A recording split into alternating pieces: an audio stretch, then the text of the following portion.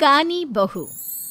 किशोरी लाल जी के बेटे राघव की शादी की बात जगह जगह चल रही थी, लेकिन किशोरी लाल जी को कोई लड़की पसंद ही नहीं आती थी। और उसकी एक ही वजह थी, किशोरी लाल जी का लालची होना। उनको लड़की वालों से मोटा दहेज चाहिए था और इसी चक्कर में एक दिन वो एक बहुत पैसे वाले के घर अपने बेटे का रिश्ता लेकर पहुंचे। उस आदमी का नाम था ओम प्रकाश। देखिए किशोरी लाल जी, मेरी एक ही बेटी है और मेरी सारी संपत्ति जायदाद सब कुछ मेरी बेटी नैना का ही है। पापा, नाम से लगता है बहुत खूबसूरत होगी। कितना अच्छा नाम है ना, नैना। ओ, वैसे बात तो सही है आपकी। अब इतना पैसा है, जमीन जायदाद है, इकलौती बेटी, आप भी क्या करेंगे? सब कुछ उसे ही देंगे ना। बिल्कुल ठीक पहचाना आपने। बस बेटी की शादी और सारी जायदाद उसके नाम। पापा, बिना देखे हाँ कर दीजिए ना। इतना अच्छा रिश्ता फिर कहाँ मिलेगा? माला माल हो जाएंगे हम। मैं अपनी बेटी को बुलाता हूँ। अरे नहीं नहीं नहीं नहीं, आपकी बेटी का नाम नैना है, सुनकर ही लगता है बहुत सुंदर होगी। रहने दीजिए अंकल, मैं तो आपकी बेटी के नाम से ही इतना खुश हो गया हूँ कि उसे बिना देखे शादी करने को तैयार हूँ। अब तो मैं उसका चेहरा सीधे शादी के बाद ही देखूंगा। और इस तरह राघव नैना का चेहरा नहीं देखता और उससे शादी कर लेता है। शादी के बाद अपनी सुहाग रात पर जब राघव नैना का घूंघट उठाकर देखता है तो नैना की आंखें बंद थी। कितने खूबसूरत हो तुम नैना, जरा अपनी आंखें खोलकर मेरी तरफ देखो तो सही। नहीं, मुझे शर्म आती है। अरे, मैंने तुम्हें शादी से पहले भी नहीं देखा, और अब अगर तुम आंखें खोलकर मुझे देखोगी भी नहीं तो मुझे अच्छा कैसे लगेगा? इससे पहले कि नैना अपनी आंखें खोलकर राघव की तरफ देखती, अचानक से लाइट चली गई और राघव नैना को पूरी तरह से देख भी नहीं पाया। अगली सुबह नैना राघव के लिए नाश्ता बनाकर लेकर आई। अरे ये क्या, आधा पराठा सेका हुआ है और आधा बिल्कुल कच्चा। ये तुमने क्या किया नैना?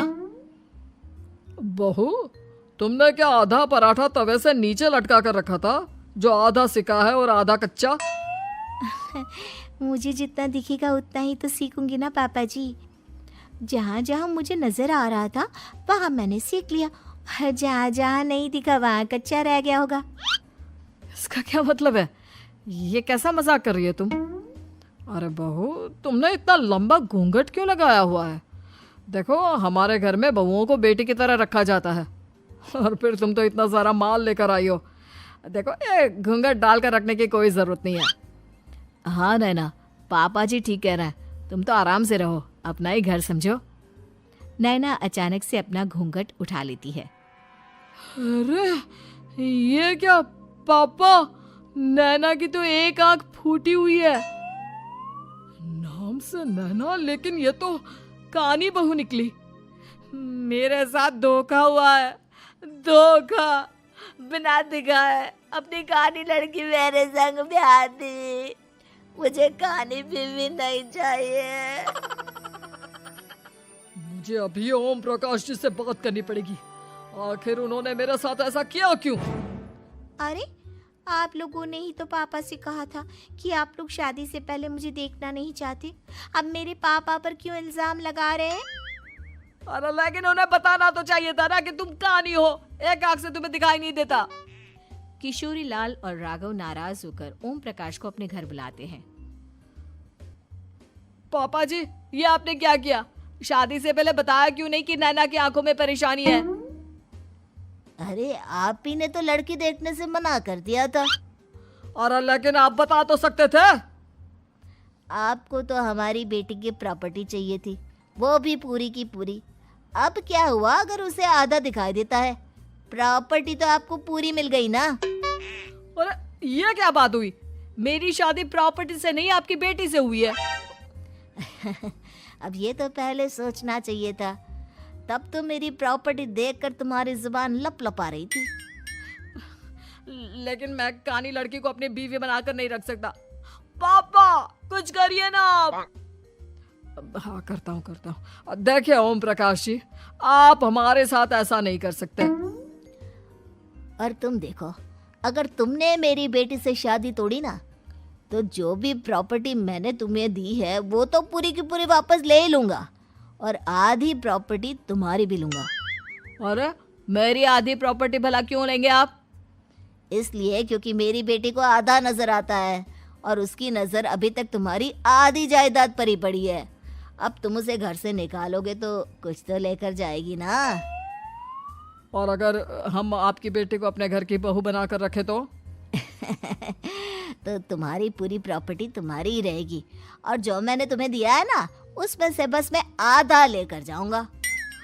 अरे लेकिन अब आप अपनी दी हुई प्रॉपर्टी में से आधी वापस क्यों लेकर जाएंगे? अगर मैं आपकी बेटी को अपनी पत्नी बनाकर रखने को तैयार हूं तो? इसलिए ताकि भविष्य में अगर तुम मेरी बेटी को धोखा दो तो उसके पास कुछ तो रहे जो पति का हो। वैसे मेरे पास तो बहुत कुछ है, लेकिन अपने पति की कोई निशानी तो उसके पास होनी चाहिए ना। अब अगर तुमने मेरी बेटी को कहानी कहा तो तुम्हें प्रॉपर्टी भी कहानी ही मिलेगी, पूरी नहीं। जमाए राजा। किशोरी लाल और राघव समझ चुके थे कि वो बुरी तरह फंस चुके हैं और अब उनके पास वहां से निकलने का कोई चारा नहीं है। अब समझ में आया ना, लालच बुरी बला होती है। एक तो तुम्हें प्रॉपर्टी मिली, ऊपर से बीवी मिली, उसमें तुम्हें नखरे भी दिखाने हैं। आए बड़े, चुपचाप बैठो दोनों। कुछ दिनों के बाद नैना राघव की कार लेकर बाजार घूमने निकलती है और जब कार लेकर वापस आती है, ये क्या? एक तरफ से मेरी गाड़ी पूरी खराब हो चुकी है। लगता है तुमने मेरी गाड़ी को किसी दूसरी गाड़ी के साथ एक्सीडेंट किया है। अरे अरे कितना बड़ा नुकसान कर दिया तुमने बहू। वो क्या है ना पापा जी, मुझे एक आंख से दिखाई नहीं दे रहा था, सामने से गाड़ी आ रही थी। मुझे तो सिर्फ आधा ही दिखाई दिया और वो गाड़ी मेरी कार से रगड़ते हुए निकल गई। अब मैं क्या करूं बताओ? आप इसे ठीक कराने के पैसे कौन देगा? तुम्हारे पापा। तुमने मुझसे इस तरह से बात की? अभी रुको। नैना राघव की शिकायत ओम प्रकाश को कर देती है। देखो राघव, अब जो मेरी आधी प्रॉपर्टी तुम्हारे पास थी ना, उसमें से आधी और मैं लेकर जाऊंगा, क्योंकि तुमने मेरी बेटी को डांटा। अरे नहीं नहीं पापा जी, गलती हो गई, माफ कर दो। गलती की तो कोई गुंजाइश ही नहीं। अगली बार मेरी बेटी को डांटा तो बची हुई आधी में से आधी और ले जाऊंगा। लालच के चक्कर में हम दोनों ने बहुत बड़ी गलती कर दी बेटा। एक तो तुम्हें कानी बहू मिली और ऊपर से जो माल मिला वो भी काना। इस तरह राघव की हर एक गलती पर ओम प्रकाश उसकी प्रॉपर्टी का आधा आधा हिस्सा लेकर अपना सारा माल वापस ले गया और राघव को कानी बीवी से काम चलाना पड़ा। भाई लालच वाकई में बुरी बला है।